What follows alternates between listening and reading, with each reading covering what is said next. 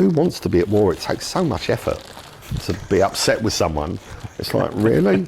You know? No, but it does create a consciousness. It's bringing people together. You know, they got into this mess, they can get out of this mess. You know, it's just about handling them right and giving them the opportunity. And if they haven't got the opportunity, what's left for them? People from all different cultural backgrounds can meet through this webinar. I grew up on youth our parents originated from. So, I mean, it has been enormously helpful to us. You don't do it very well. I look in my window, think about tomorrow, think about the world as it could be.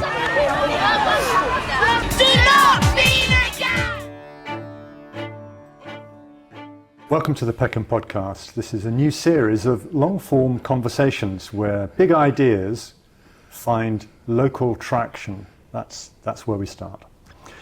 Over the coming months, we're going to be talking to a range of players who come up and out of Southwark, and also one or two people whose ideas really apply heavily here.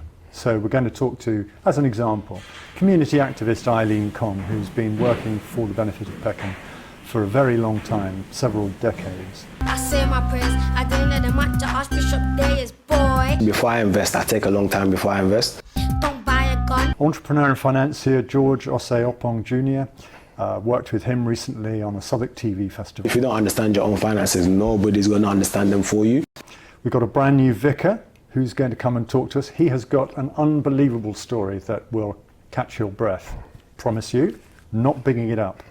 And we're also intending to catch the new MP for Peckham, Miata Fanbula, and I very much hope that she will agree to join us. What we see happening here today actually reflects the makeup of Southwark. Southwark is a mixture and it's a makeup of diversity. Peckham, the Peckham Podcast. Peckham has history, as some of you will know. Older residents will know it very well because the place has gone through profound change. In the 18th century, Daniel Defoe referred to the pleasant villages of Peckham and Camberwell. By 1840, it was the greatest city on earth, it was said. And that was partly a calculation of arithmetic. It was the capital of empire, the centre of international trade. By 1870, Peter Ackroyd was describing it in these words: the sheer quantity of life in the city was overwhelming. Every 8 minutes of every day of every year, someone died in London. Every 5 minutes, someone was born. There were more Irish living in London than in Dublin, and more Catholics than in Rome. So great was London that it seemed to contain within itself all previous civilizations. Do you know London grew from 1 million to 5 million across the 19th century? So, what forces drive change? And to what does each new era actually aspire? In the 2020s, there are competing interests and ambitions, differing cultures, ideas, rival readings of history. Peckham is in perpetual change, with different people and cultures coming here. So, whatever the heritage and diversity, we all need infrastructure. Food supplies, buildings, sanitation, transport, hospitals and healthcare professionals. We need education. And that leads us to our guest today, a man who typifies for me what society is crying out for. And that is intervention as prevention. And this intervention answers need and does it creatively and with imagination. Long-time local practitioner, Dave Walker MBE. Welcome, Dave. Thank you. Thanks for joining us on the podcast. Pleasure. Absolute pleasure. So, Dave, you're a local man. I am a local man, yeah. Give us the early story. Born at the Elephant Castle, 1961, in very run-down housing.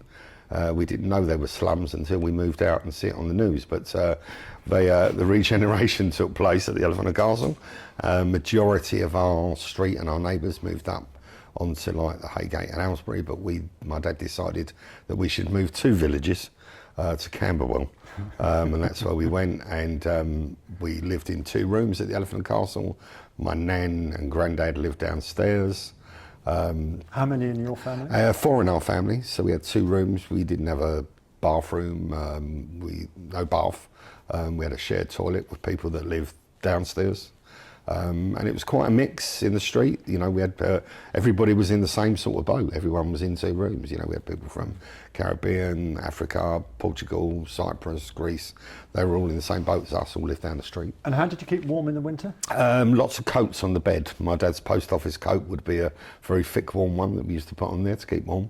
And my parents used to fold down a bed in the living room for them. And then finally we got offered a place in Camberwell. My mum run from the council offices in the Wharf Road all the way to Camberwell, opened the door, sat on the stairs inside and just cried her eye out because, you know, it was, like I said, but I loved it. I cried my eyes out when we left because I didn't want to leave my friends at the Elephant. You know, I didn't recognise it as being, you know, run down or... How old are you at this point? I was 9, 10 years of age at that point then, when we moved from the Elephant to Camberwell. So about 1970. Yeah, 1970. Yeah. And then was in Camberwell for a while and then ended up living in Rotherhithe where I live now. So I lived in Suffolk all my life and proud of it. So, right, yeah. right. And what do you find the borough to be today as compared to how it was when you were a lad? Yeah, it's changing. You know, there's so much development going on now. Funny, I was out in the car with my colleague today and I said, like, we're losing our sky. You know, the amount of buildings that are going up and the private accommodation that's being built. I don't really recognise it now at the Elephant and Castle when I go back. So it's changing, and I think the makeup of the people are changing. What do you mean by that? Well, I mean, I don't think people are tolerant now. We've got lots of private blocks. I don't think people are so tolerant of young people, for argument's sake, you know, and that they're hanging around, as they put it. And yeah, they are hanging around. But I don't remember that necessarily to be breaking the law. But we tend to demonise them for that, and yet don't have many places for them to go. Where I did as a young man, I had like 3 youth clubs I used to attend, and now they don't seem to have so many. So, you know, it's another story. Yeah, austerity is blamed by many, isn't it, for the great, you know, racking back on youth provision. Do you see that as a factor in local life? No, I don't. I don't think it's fair to put it down to that. I think that's because, you know, and I know we may talk later about it doesn't actually make cost-effective sense to do that. Do you know what I mean? When you actually weigh up the impact of what not having a provision can have, can outweigh the fact, if you had it, the money that would be saved and the lives that would be saved and changed if you'd done that. So I don't think it's fair to say, oh, we haven't got any money, because I think, you know, if we're building tower blocks and private accommodation and whatever, and then the people that go in the blocks are moaning about the young people that have sort of been displaced or have lost their football pitch or lost their grass to play on and stuff like that, then, you know, that's one of the reasons you can't, you know, say that, I don't feel. Yeah, I was talking to some young people 4 or 5 years ago on a knife crime project that I was running in the area. And some young lad was talking about going to a football pitch for a game and having to pay something like £5 an hour each. Yeah. I had no idea. Yeah. And I think that it's become something like a rich person's sport in a way that, you know, people that maybe work in Canary Wharf or in the city can come over and hire a pitch. You know, when you've got young people surrounding that pitch who can't afford to pay for that pitch, that never before had to pay for that pitch. And, you know, those grounds, those schools, those colleges that then offer their sports facilities out are saying, you know, we've got to fund it. So they rent it out, and they've got people that can pay it. Supply and demand. It really is, isn't it? That's where it's going. Oh yeah. Yeah, young people. Young people are a real major thing in your world, in your life. Yeah. How did that come about? I think, you know, when I joined, which was Southwark Mediation at the time, we had a project to be training young people in schools to be mediators. And to set up their own projects, so they would be there if people were in conflict, falling out with friends, fights, whatever it may be, they would mediate it. So as an adult mediator, and we ended up training those young people, it brought me closer to working with young people as mediators. And I guess that I'm very blessed that I get to see young people at their best, wanting to resolve conflict, especially the younger children. They're like moths to a flame. They want to get involved, they want to make things better, they want to make people happy, and yet we're bombarded by images of young people as being a problem, and yet obviously young people are equally the answer to that, and they don't necessarily want to be in that situation, and sometimes they need someone to help them, and the best people to help them at that situation, especially within schools, is young people that are trying to do it, not old fogies like me. I know. Negativity in mainstream is something that has been a hobby horse of mine, coming out of a media career in one form, in TV, and then doing it locally for 20, 25 years. It's still the same. If you watch too much mainstream news, it doesn't leave you happy. No. And I can't figure out how the producers of news programs would do that if they were talking to their children at breakfast. Oh, by the way, there's 7 murders to tell you about this morning before you go to school. Absolutely. Really? You did a jump. How did you get into mediation, first of all? I was quite a young chair of a tenants association in Camberwell, and that came about because we were living on a housing estate in Camberwell, and we had some squatters that were next door to us, and they were causing problems. They were stripping cars down, and they had dogs and all manner of stuff. And I went to the council and I said, can you do something about these people? I'm working, I can't sleep. And they went, well, it takes us months to evict them. And they went, I said, well, is there nothing you can do about it? And they said, well, have a word with the Tenants Association. And I found out there wasn't one. And a community worker said to me, if you're that bothered, start one. So I went, all right then, I will. So I knocked on every door on the estate and said, do you want to join the Tenants and Residents Association? And, the young people, the young mums and dads would say, there's nothing for, parents with children. And I said, well, if you got on board, there will be. And senior citizens were going, there's nothing for old people. And I said, well, if you got on board, there will be. And we ended up with a committee of about 15 to 20 people, and it was quite mixed. And so we got the Resident Association going, but the same community worker, Jerry Williams, said to me, I've just become a trustee of this thing called Southwark Mediation. He said, I don't really know what it is. This is back in 1985. He said, but you might be good at it because you chair meetings. He said, being a mediator. So, curiosity got the better of me, and I went along, had an interview, done the training. It was really boring. And at the last day, me and a senior citizen from Peckham said, this is rubbish. This will never work in Southwark, getting people to sit down and talk to each other.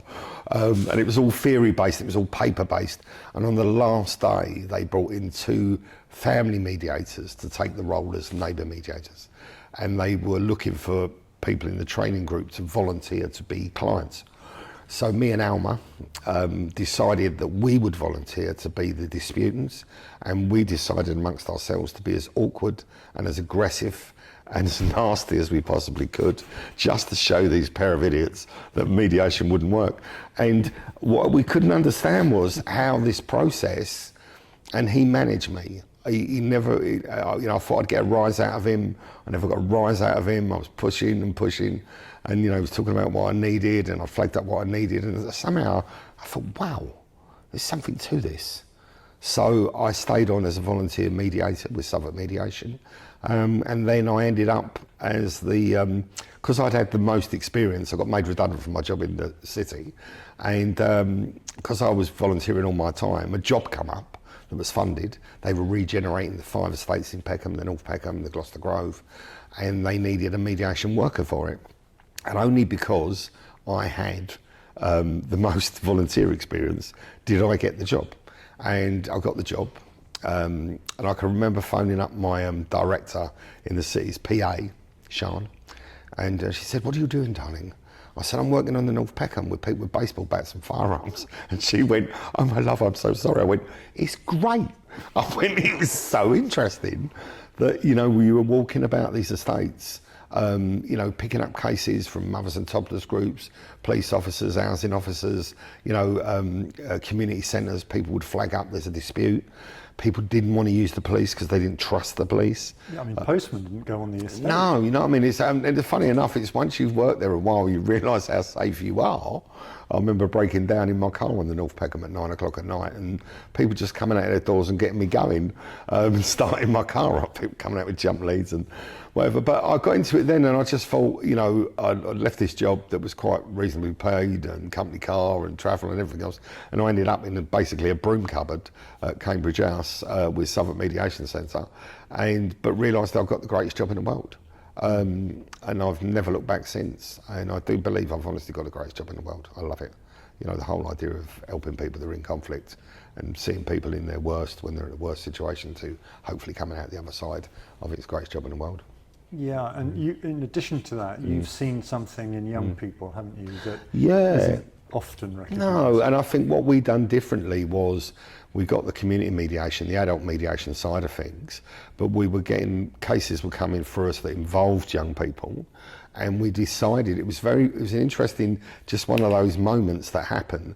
We'd trained a group of young people in Walworth School to be mediators, and we were in there for lunchtime doing supervision with them, and my colleague Sheila, who was the coordinator at the time, said to one of the teenage boys, "Could have done with you last night on this estate down in Bermondsey," and the penny suddenly dropped. They actually, the youth peer mediators in schools, were doing more mediation hours than our adult mediators. They were operating 5 days a week over lunchtime. They dealt with more cases, they had more experience. And we went, well, should we ask him? We said to this lad, "Would you like to come and work a case outside school? If we check it with your parents, check it with the school." And he went like, "Yeah, I'd love to." So we spoke to his parents and said, like, "How do you feel about, you know, Adam coming out and doing a case with us that involves young people?" And they were like, "Yeah, sounds great." And he came out, and the interesting thing about taking a young person out on a case with you is, one, not only do the young people in that dispute relate to that younger person, but two, the parents do. It's really interesting that I would go out on a case sitting with like parents and a young person, you know, that was in dispute with someone, or it be a neighbour or whatever, and the parents would be totally focused on the young mediator, talking to them. And it's like, wow, I didn't really need to be here. So we see them at the best, and the training that my colleague Mel provides, Mel Bruce, is such a high standard, and they're managed and they're supervised, that we could use them anywhere. We've even used teenage, like 16-year-old mediators on workplace disputes between teachers with an adult mediator. Their standard is that high, and people underestimate it. And the age of that young person? The first one we took out, I think he was about 14 at the time, and now we're in Bacon's College, where we train them at 16 years of age. So it gives that edge, because, you know, they're heading towards like adulthood. You know, they're all DBS checked, and they always come out with us, so we always check in and check out. So they're always working with us. But they're so powerful. You know, and again, I'd love to have been trained in mediation as a young person at my school. Really You got there in the end, though. I got there in the end. It's all right. Do you know, but we got mediators that were 10 years of age when they trained in primary school, and then become teenage mediators. It's a joy. Yeah. 10. We used the first neighbour dispute. We had a neighbour dispute that involved two parents that ended up in a physical fight over their children. And when we looked at it, we thought, where was the spark? The spark was between the children. They've gone and then had this bust up. So we went and where was the spark? The spark was with the children. So we took a 10-year-old mediator from Peckham, obviously with their parents' blessing, and took them to Merton. This is where we had this case. And Mel and this 10-year-old mediator mediated the kids in the garden. And then the pressure was on the parents. It was like, the kids sorted it out. What are you going to do? And she mediated them. This 10-year-old just went straight into mediation mode. She knew the procedures, she knew what to say, she knew how to listen. She just went into mediator mode, because she operates 5 days a week. It was amazing. And then we went to the parents, children playing together, children are happy. What do you reckon? You know, they'd ended up in this war over their children. The children sorted it, so yeah. Fantastic. You spent a lot of your time in Southwark. We'll get further into Bacon's, because there's a story there to get. But do you think what that fellow said about recognisable atmospheres in areas, even areas within a borough. I mean, you come into London and people who don't know London are amazed because the diversity here and the diversity, in Cornwall or the Shires broadly, they're a world apart, aren't they? They are. So, but what about the worlds apart within a borough? Because there are different cultures in a block, aren't there? There are different cultures in a block. And a lot of times when people talk about like gangs mediation, it's actually more extreme violence, but doesn't need to be related to organised crime gangs, but it can be related to areas. So when I was growing up, when I was born at the Elephant and Castle in Meadow Row, there was the Rockingham housing estate. And there was a part of the estate that I never ever went to because it was a different group of young people. And the one time that I went there was when I was able to park my car in it as an adult because I was given a lecture on mediation to law students at South Bank University. And it was the first time I'd ever been on that side of the estate, which was effectively 300 yards away from my front door. And did that have a frisson for you when you went into that space? The hairs on the back of my neck stood up. I thought, I've never been there. And I just stood and looked around and thought, I've never stood and looked at these blocks before. So it was always there, Walworth Roaders, Bermondsey people, Rotherhithe, Peckham, Dulwich, those areas were always there. They were all, and it was identity, and people were very proud. And there's a lot that knocks on to identity with relation to knife crime and stuff like that. It's always been there. And obviously, sadly, now we seem to be carrying a lot more knives and it ends up with more tragic circumstances. But it's a question of identity. You were proud to be from the Elephant, you were proud to be a Walworth Roader, as they called them, proud to be from Bermondsey or Rotherhithe or Peckham Boy or whatever it may be. And that was your identity. How did that transition into postcode wars, do you think? Well, it's interesting. I have a little bit of a theory on that one because I think that not saying this is a miracle cure, but I think where we go to school and how we're identified, you think about it, we've got effectively young people, you generally go to the school that's in your local area. So you're walking about with a uniform on, okay? So you might as well be walking about with a Russian uniform on or a Ukrainian uniform on. You're wearing a badge, an identity. And I know that from my point of view, when I went to school, I actually went to school in Lambeth. So we had to semi-run the gauntlet of travelling from Camberwell going into Lambeth wearing a Beaufoy badge, going past Kenneton and Michael Ramsey and Tennyson and all these schools we used to have to walk past to go to school, knowing and being on high alert. As I said, nowadays there's a lot of knife crime around, but it was the same sort of thing. You were wearing a badge. So to go back to that, I think there's more that could be done with regards to schools working together and obviously training young people as mediators in all the schools. There's been murders that happen through schools colliding and clashing. A young boy died at Victoria Station over two schools having a fight in a war. I know when I went to school, we was in Lambeth. Anyone come down the Lambeth walk, word would go out that, Archbishop Michael Ramsey have come down the walk, and the sixth form door would fly open. All these effectively hairy men in the sixth form would jump the fence to go and fight them. So talking of identity, and it's crazy because everyone hates the school they went to, but they'll fight for it with a passion in terms of identity and doing it. So my theory is that, we need to look a bit more about schools and identity and, you're crossing postcodes or you're travelling home or you're bumping into. That's why if you talk to the police, my understanding is one of their peak times is like 3 o'clock onwards because all these young people are just dropped out into travel hubs, going into shops and bang, it's all going off. You stand at my centre steps at 3 o'clock onwards, you're deafened by the sound of police sirens tearing from one place to another as they deal with disputes between young people. I've got a real beef with the school system because it, as a community practitioner and player, on my side with media, not mediating, I've spent a lot of my time trying to get into schools, and of course they're protected and you can't just sort of walk out and whatever. Yeah. But at the end of every protected day, the gates are flung open and the kids are sort of pushed out onto the street again. You think, well, this is so inconsistent and you're doing it 5 days a week. Can't we think this through a bit? Yeah. Shouldn't there be more community access, more to and fro, so that when the kids transition through the gates into whatever they think they now are, warriors or just local residents, can't we get in amongst that and help them nuance their ideas and their loyalties? Because something crazy around. Yeah. I mean, we had a situation where, because we had mediators in Bacon's College, and the teacher approached us and said, look, we're aware of there is going to be this massive fight taking place between Bacon's boys and boys from Deptford Green. And it started with a boy from Bacon's got chased into Surrey Quays, and it was like, we're going to get you. A security guard managed to get him in a taxi and get him home. But it was on social media, it was playing out. So everyone was contributing towards like, yeah, we're going to have you, we're going to do this, we're going to do that. And it was the main core of people that were firing up was a group of girls. So we found a Bacon student who had a brother in Deptford Green. And we met with the boys from Bacon's, and they were like, you know, we don't understand where this is coming from. You know, we don't want this war.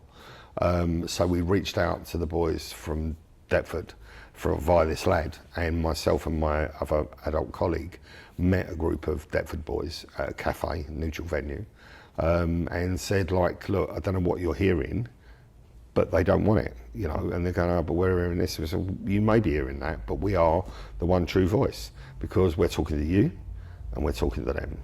And what we're saying is, you're saying that, you know, you're going, well, they're beefing it up. And we said, well, they're actually not. Other people are, don't get me wrong. Yeah, you are seeing stuff, but it isn't coming from them.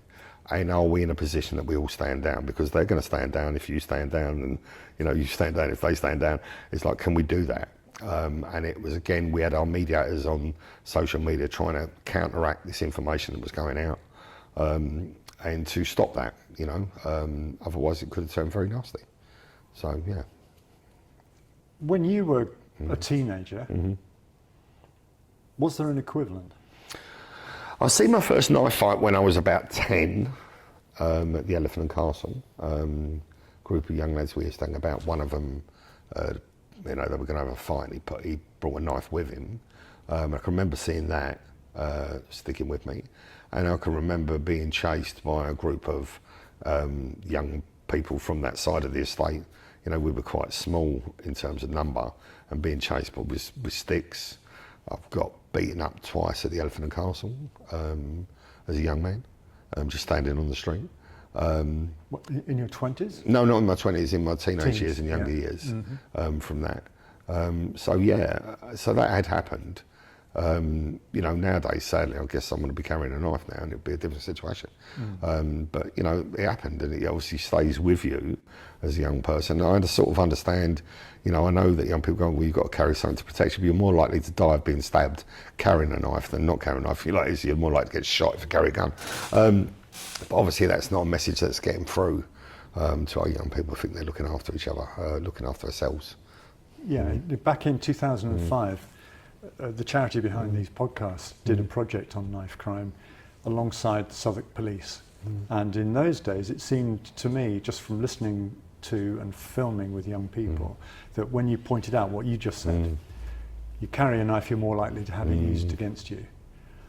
That there was traction with that idea. And now people say, well, that may be the case, but you've got to defend yourself. Yeah. And the corollary of that is only one step on, isn't it? It's you go inside for murder, or you're in the coffin. It's interesting, when in my sort of early mid-20s, I trained with a karate group. And I remember my first session. Now, this guy fought for England and was, you know, top karate instructor. And the first lesson he gave us was, if you can't talk your way out of a situation, run. And if you can't run, then you've got to defend yourself. And I'm like, wow, this guy's a black belt. And he's like, wants to talk and run.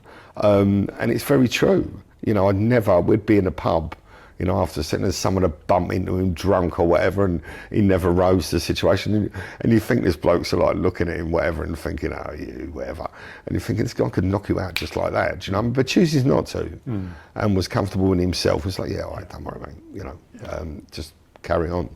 But it taught me a lot about, and I'll tell young people that story, you know, if you can't talk your way out of it, run. If you can't run, then maybe you're faced with it, but you will live to, you know, have another situation another day. If you do, if you stand there and fight, then chances are you could end up getting stabbed and die, and, you know.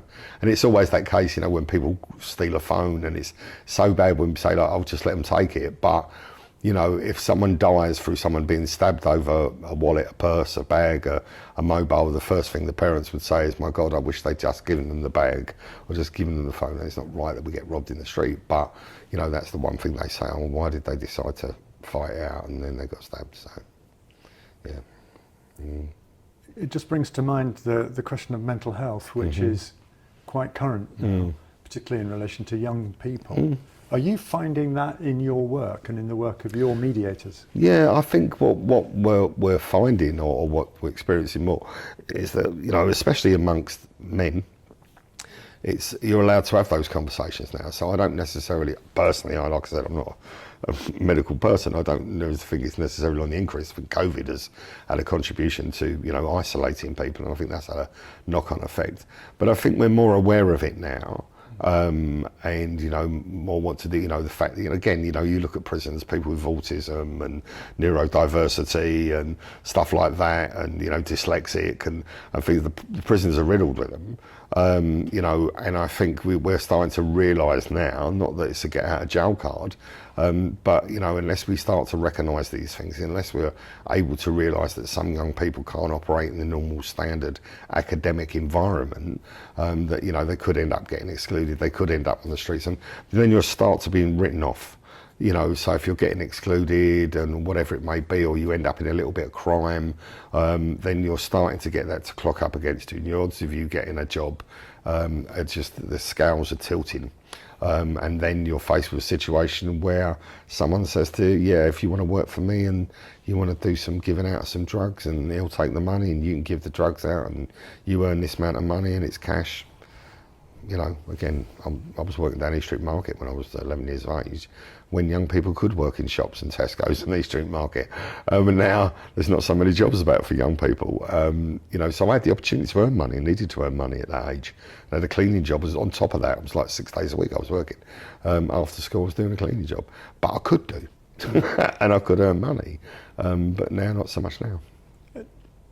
So, alongside that, with young people and territorial mindset and the question of mental health, blah, blah, are we also needing to take into account the role of drugs and county lines and gang culture linked to that? I think, again, it's a lot of escapism in terms of taking drugs and socialising and standing about and all having a joint and all feeling whatever, merry or off our heads or whatever it may be, and then tripping into other stuff.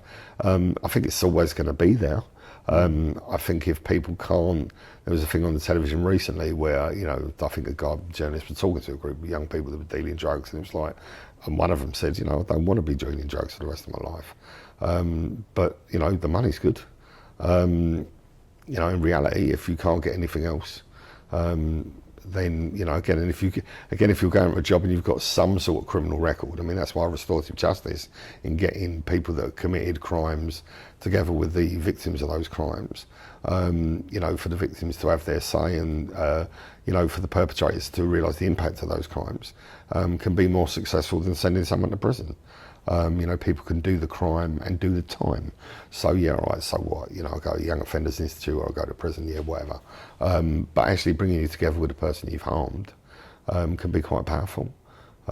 So, again, if there's opportunities to actually keep that person on track or realise the consequences of it for a silly moment in time that doesn't write you off for the rest of your life, options around that,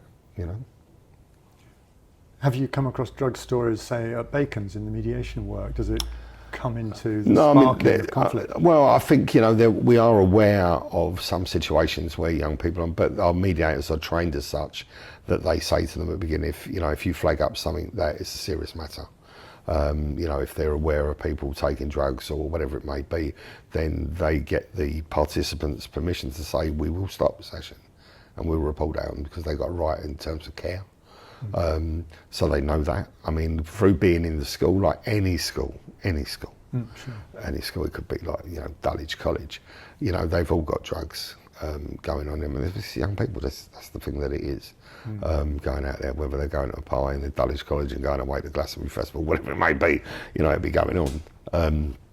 So, we're aware, all schools, Oh, South London, you know it's going on. You can smell it in the stairwells.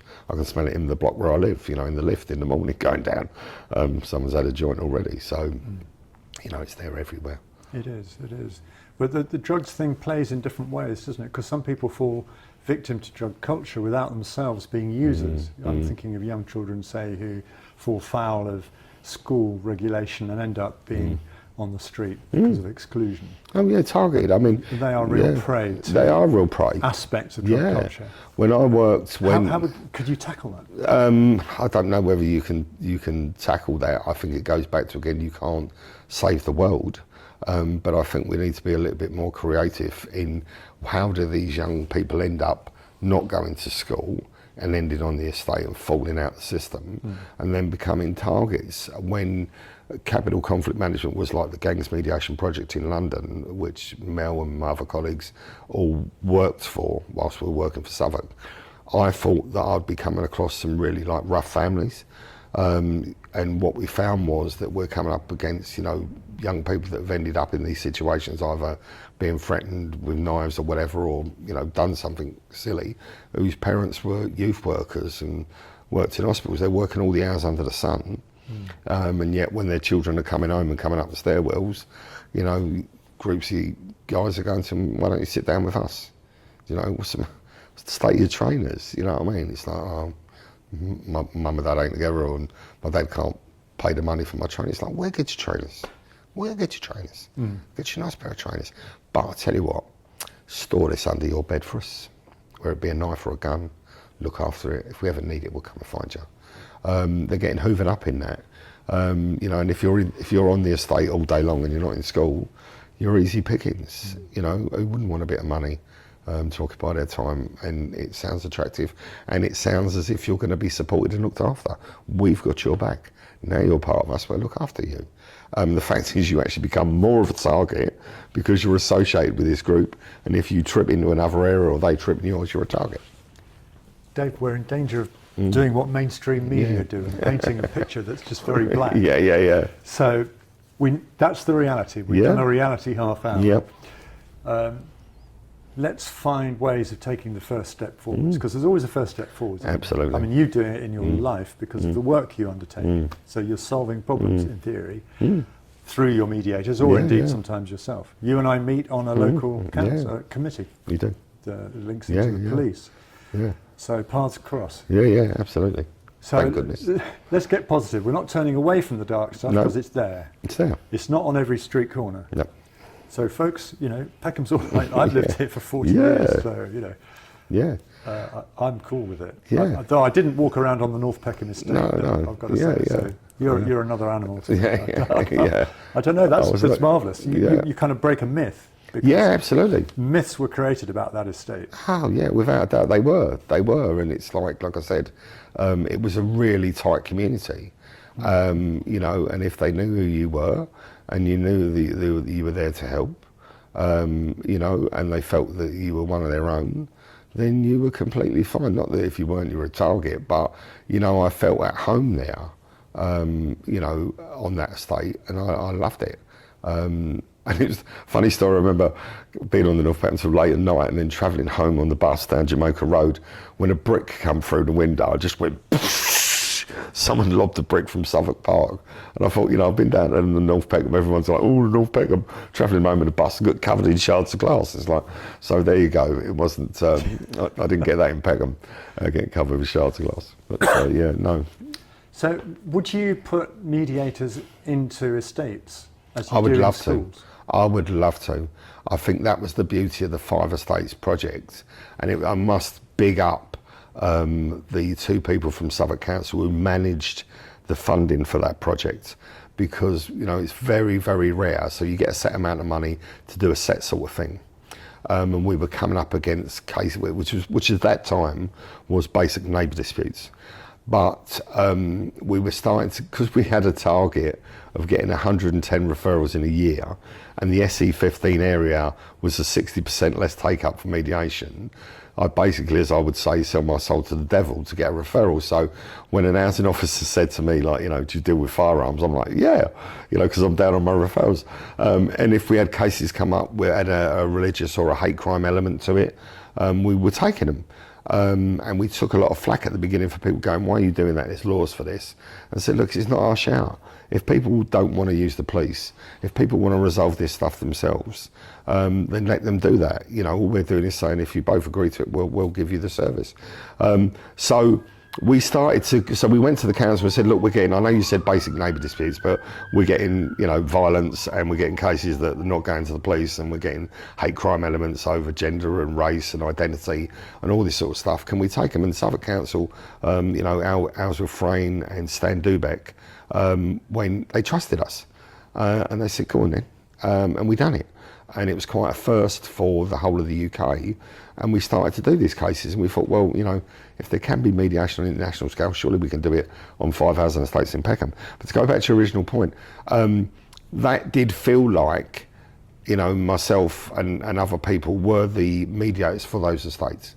And I think, you know, that there's that whole idea of knowing that you know a mediator. And if, why don't you talk to that bloke, what's his name, Dave, that bloke, you know, have a chat with him. He does things like that. I've got his number here somewhere, help me with a neighbour dispute. But I love that. I love that. And I think not only in schools that, you know, they know of it. And again, we class ourselves as like the fourth emergency service, without the lights and the pepper spray. And I think, yeah, we should look at it. We should have community mediators peppered all over the place that people come to. So I had to go to all different, and again, they allowed me to take referrals from absolutely anywhere. I could go and visit you know, a Vietnamese community group, talk about mediation, mothers and toddlers group, LGBT groups, anyone, and said, look, just that, if you've got any sort of disputes going, this is what we can do, because, you know, Ellsworth and Stan said that we could, and we knew that we could. And we started to do it and break some ground on it. Would you set people up in a fixed space like an office or a meeting room, a hub kind of thing, or is it that would you walk around the stairwells? I think you'd walk around. You'd be contacting organisations, tenants and residents groups. Yeah. And I remember, because we were based at the top of Burgess Park, which is right on top of the North Peckham and Gloucester. People used to ring up and say, "I've got a neighbour dispute," and I'd say to them, "What are you doing now?" And they go, "What do you mean? What am I doing now?" I said, "Are you in?" And they went like, "Yeah, I'm in." And I went, "Right, give me 15 minutes, I'll be there." And I'd knock at the door and they'd go, "You got round here quicker than the police." And it was like, because we were so desperate for referrals, and like, it's like, why not do it now? You know, I ain't going to send you a letter or anything. I'm going to go and knock on your door. You phone me up. So we're going to go now. So that's the sort of thing that we're looking for. Yeah, I'd love that idea if we could. Yeah. Could it be costed? I think it could be costed, because I think that, you know, the whole idea that, you know, for argument's sake, jumping back slightly, you know, a gang-related murder, when we were doing it back in the early 2000s, would cost about 1.3, 1.4 million. It must be about 2 million now. If you arrest, this is my understanding, if you arrest someone within 5 days of the murder being committed, it costs £2 million, right? So if you prevent that, then you're saving an awful lot of money. If you prevent a young person from being excluded from school because the beef they've had in the school is spilled out, it's got violent, and then you go, right, we're excluding you. I mean, I think to, you know, reposition another child in another, you know, whether it be a referral unit, whatever, can cost about 18 grand. You know, you can fund a peer mediation project in a school to do that. For how long? For a year. For 18 grand for a year? Yeah, 18 grand for a year, even cheaper than that, depending on what you want. One murder, 2 million, or even just one exclusion. You know, I mean, I did write to the head of education in Southwark to go, like, we had some figures on it. Can I just refer to them? 1 second. Yes, please. No. We had some figures that we just for Bacon's, in a 18-month period, we dealt, the students in there, and that dealt with 135 cases. 59 of them were in the category that you could have got excluded over. So they're resolving stuff before someone gets excluded. So 59 cases could have spiraled, got worse, ended up in exclusion, but it didn't. You know, so when you look at it, so in 2018, Ofsted's analysis said the average cost of a full-time placement for a student who'd been excluded for an academic year is 18 grand. So effectively, you do the maths, 59 cases time 18 grand. It doesn't even make financial sense that you worry about funding it. So that's my biggest beef, is that I appreciate people in power are not always the best accountants. I always believe that if someone, like, if I went to Lord Sugar and went to him, here, guess what? I can save you like 200 grand and go, where do I sign, Dave? But you know, you do it to other stations, and yet we waste money on antisocial behaviour orders. We waste money on evicting people. You know, we've got that infrastructure within the council to take someone the distance, take them to court, evict them, take their home. Don't get me wrong, when people are a nightmare, but if you can prevent that, if you can resolve that, then, you know, and that people can live in harmony and peace and jog on with each other, then surely, one, it's right to do it from that reason, but two, I always say, if mediation doesn't rock your boat, think about the money, you know, because it makes financial sense. But that's the biggest hill that we've got to climb to get people to understand that, sadly. Yes, it makes one worry a little bit that there's a nest of vested interests that it's really impossible to get in amongst, because absolutely control. Absolutely. I mean, I do believe that. I mean, you know, we've always done it this way. We will sign off the budget for X amount of legal department and legal costs, and yet, you know, and not only that, I think it's the reputation of the council that equally gets damaged with people by thinking they don't care, they're useless, they're bureaucratic, and I think they've got an opportunity to shine. Yeah, I mean, just to say, this isn't applicable just to Southwark. No. This is cultural across. Absolutely, I understand it, and we've got to break that. You know, the whole idea. I mean, courts are leaning that way now. I mean, family mediation, if you're going for a divorce and separation, you know, by rights need to talk to a mediator and prove that you've spoken to them. And I really like that idea, because mediation isn't on people's radar. You know, people don't think of that. You know, when I was in Campbell and when I had that neighbour dispute, you know, people were giving me advice. You know, go to the police, go to the council. No one at any stage said, like, you know, try and find someone who can help you sort this out. It was like, go down the illegal route, start logging, start recording, report them, get a crime number, do this, do that. No one ever said, try and find someone to sort it out.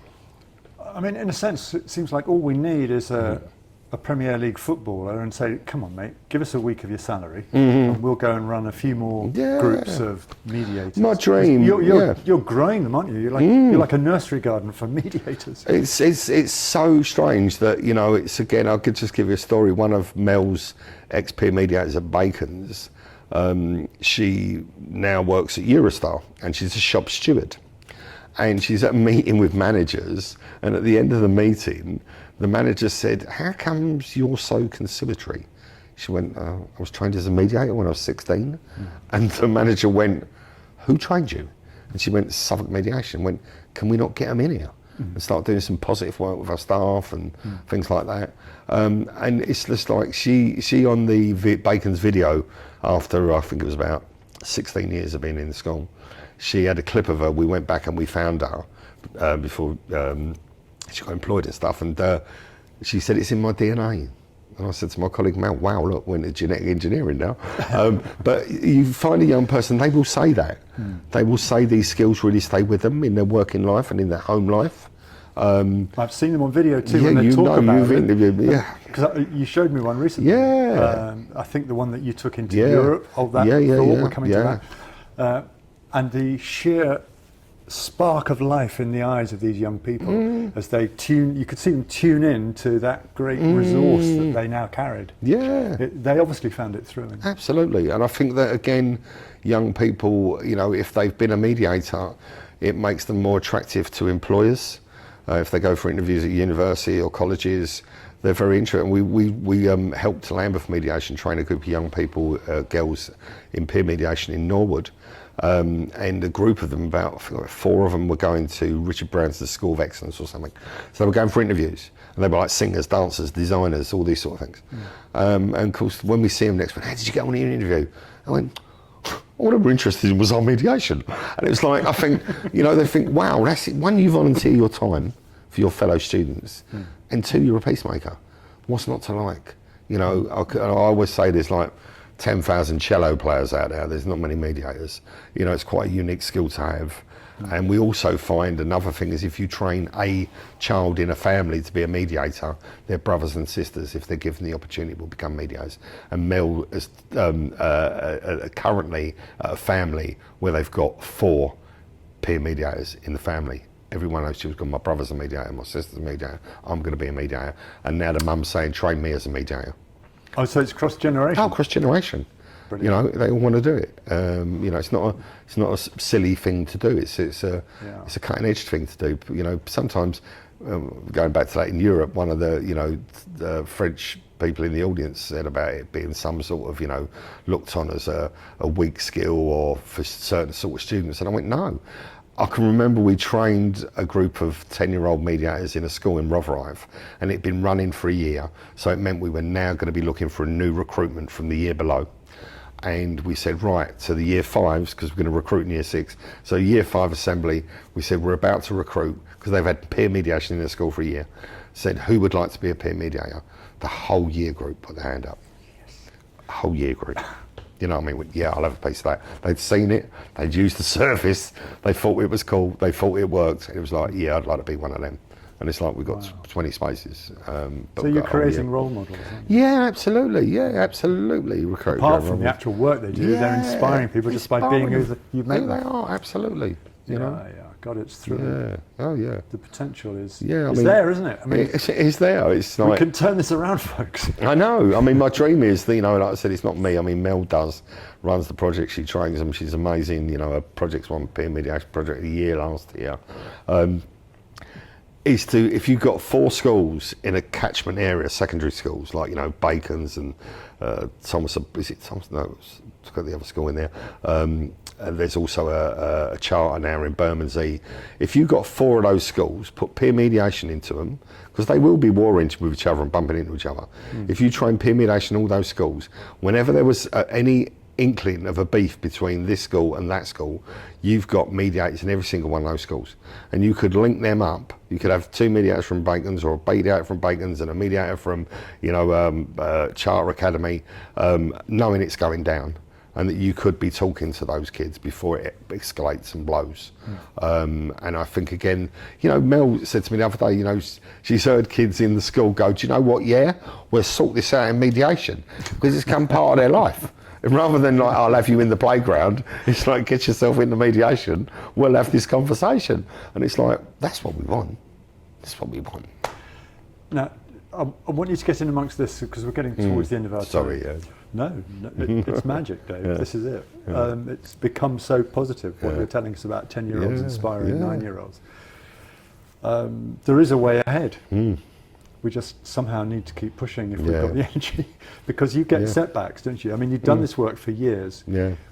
When were you awarded an MBE, and how was it recognised? Oh, it was 2007, and I think mediators in the family mediation has been going a lot longer, and it was, again, whenever anyone asks me, I always say they run out of lollipop ladies that year, but I think it was to recognise community mediation.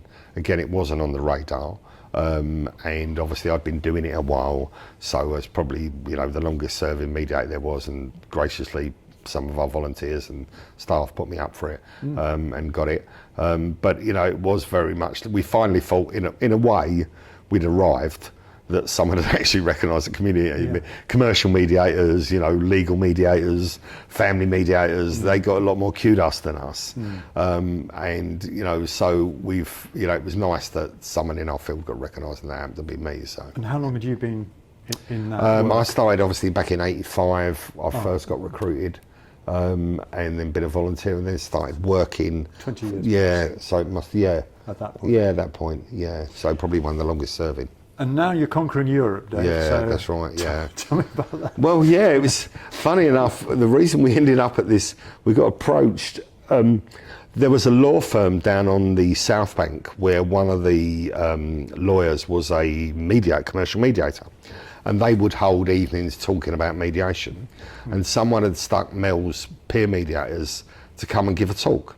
So I took a couple of the lads along, and they spoke at this law firm, about mediation to them, and then the person who got us in this law firm talk got approached by, there's a French mediation organisation that was organising an international mediation conference, and they said, we're very interested in peer mediation in France. And they said to her, do you know anyone who does it? And she went, I do indeed. And she flagged up Mel's project. Unfortunately, Mel was not very well at the time, so she couldn't go. So I got to go along to it. And what we realised was, even in France, they're not doing it like we're doing it. They're not doing it like that in Europe. They're using adult mediators. So if a conflict in a school happens, because I said, oh, you've got peer mediators. And they went, yeah, we got it. And when I drilled down and spoke to them, I realised that you would get adult mediators too. It's better funded than us. I mean, Belgium and France, it's like they were giving it the right sort of money to go in and resolve these conflicts, but they were using adult mediators. Were they getting results, did you find? Yeah, I mean, I think the mediation process gets results, but I think we're missing the trick, is because we assume that young people can't do this. So, this is a serious matter, so we need some adults on this. And we're like, well, this is a serious matter, you need proper people who can do it, young people they identify. I don't think they would be getting as many cases. I mean, I don't know any mediation project in the country that turns over those sort of numbers, and it doesn't mean that you've got massive conflict in your school. It just, I mean, when we first went into Waverley Girls' School in Peckham, Helen Dorfman, who was the head teacher there, and we ran the idea of peer mediation, she went, I don't want everyone to think I've got a major problem. We said, you're doing the most healthiest thing in the world. Do you know, it's a bit like saying, oh my goodness, we keep getting cancer patients turn up at St Thomas's. That's because you've got a cancer unit there. And you're helping them with them and curing them. Yeah, a hospital, So I understand those concerns. So yeah, we went to Europe and we found out they wasn't, and that they were putting a proposal through the people that were on the panel where I spoke about what we were doing in South London. And to be putting that forward to a proposal to the French government saying that we need peer mediation, which I thought was a major coup to be, batting at that level, to be, and in a way I felt upset that I can't do it in this country. No one's asked us to go and talk to our own government about it. It's like being a prophet in your own land. Yeah, it doesn't work so easily. It doesn't work, no. People think they know. No, yeah. Because they know what they know, and that works for them. Yeah. So we need to change education policy? Mm-hmm. We need to change, I think, again, and we are bombarded in our news and your media that, I say whatever training I do, whether it be adult or young people, I say go home tonight, put your telly on, 6 o'clock news, Channel 4 news, 7, whatever you want to turn, and about 60 to 70% of it's going to be conflict. And, no one is flagging up mediation. It's like, I sometimes think I'm barking at the moon when, whatever, and I'll say this, when the Ukraine-Russian war started and we started to throw money and, funding arms and guns and tanks and everything else, I seriously wanted to go in the House of Commons and say, I am now a betting office bookkeeper who wants to put money on Ukraine winning this. Because I think you're never going to do it. And it's like, bet on it. It's not going to, and here we are today. There was a peace summit at the weekend where the other party weren't even there. And it just makes us laugh as mediators thinking, you really need people that are in conflict with each other to be there to get a resolution. Sorry, but we're bombarded by, like we are with images of young people, that we are showing that strength and the more guns and bombs and bullets and tanks could actually solve this problem. From the day it started, I was saying one day, they will be having to sit round the table. And they will do. And it's like, could we not do that a little bit earlier? I'd love the day at the United Nations where one country says, I'll tell you what, I'll see you in mediation. I should get my mates and we'll all be involved in it. All these countries. Dave Walker in the corner smiling. Over here. Told you. I've got a couple of 16-year-olds that'll help you out. But there you go. Dave, what's a big wish for you? A big wish would be that statutory organisations realise the potential, the benefits of what it does to our community. You want to talk about harmonious community, when you get emails from council officers, they have that about respect and, unity and stuff like that, and thinking, let's do a little bit more about that. Let's invest in something that actually creates that. Let's think about the people who, I live in this borough and you live in this borough, the amount of money that we're wasting on, legal costs and enforcement when they're inundated. It's not as if suddenly we're going to be sacking a load of lawyers and barristers. There's so much work going through that no one can cope with it. And think about the money that could be saved, that could be put elsewhere. You know, to think that you could open a youth club for 1 day a week on the amount of money you've saved by not going to the High Court over some lunacy. Yeah. It's like, surely that works. Let's be a little bit creative in terms of where we spend our money, and let's be a little bit more creative in what we do for each other in this borough. People are immensely proud to be part of this borough. You are, I am, thousands of people are. Let's do something positive. Thank you. One of the guys who's coming on shortly is called George, and Oh yeah. I did a bit of filming with him, and he mentioned Marcus Aurelius, who's an old Roman emperor who lived in the 2nd century AD. And he wrote this book of meditations, and I'm just going to finish with a short quote, because it's rather like, you know, you get out in the morning and you've got a sense of purpose. You've had it for decades. Yeah. And I'm fairly motivated too, and I don't seem to be stopping soon either. So Marcus Aurelius wrote this thing.